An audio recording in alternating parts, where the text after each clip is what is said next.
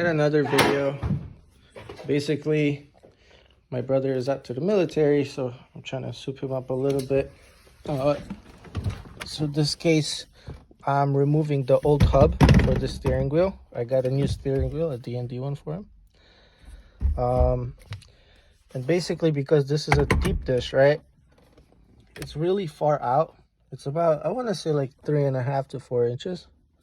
So I'm just gonna remove that quickly and put a shorter hub. I got a circuit racing one. It's cheaper. I've used those before.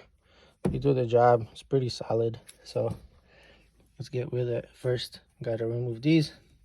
Okay, now these are slowly coming out, but like just as a suggestion, I figured since it's gonna be put back on, I'm gonna mark where the top is. That way I could always try to align it afterwards. That was the last screw for the self-release. Well, not self-release, quick release. Just should remove easily. Probably got wires. Yep, they don't hold that well either. You see you got the hub. So just to compare it, you put the screws back. Just to compare the size. I mean, not significant, but it's there. So once you get that off, you could remove that nut right there. For 240s, the S13 at least, they're size 19. I'm not sure what the other ones are. It came out. Don't be a genius like me and actually use an impact gun or some other way to remove it. Now next thing is to try to hammer that baby out. Another option is you could get these jaws. You could either rent them at like AutoZone Advanced Auto or just buy them at Harbor Freight, which is what I did.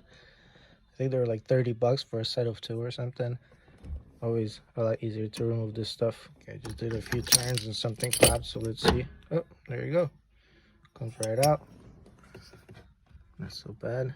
And now we should be ready to put the new one in. Okay, now just to compare, I wanted to see what the difference is. And honestly, I got this hub years ago. That was still back at like when everybody was buying eBay parts, so there's a good inch difference in length. Okay, just pop this baby back on. Forget about the old one. Just make sure it lines up properly. It's kind of, you don't want to screw up those little feathers on it. And other than that, should be good to screw it on. Actually, I'm gonna try to have this little, just a little OCD. If it fits, it sits. Have to find the bolt. Once you put on the short hub, which I showed you with the nut right here, you could put the part that goes on to the quick release. It's kind of a bitch with these, honestly. Poor design.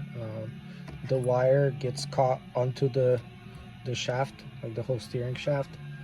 You could always work around it. Just make sure that you're not crimping the wire or cutting it on the side. Yeah, just go from there. So I'm gonna try to align it right now on my own.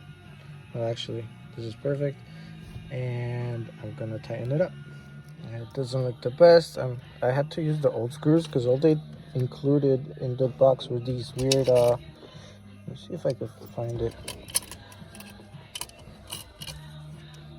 These thingies, like little pins.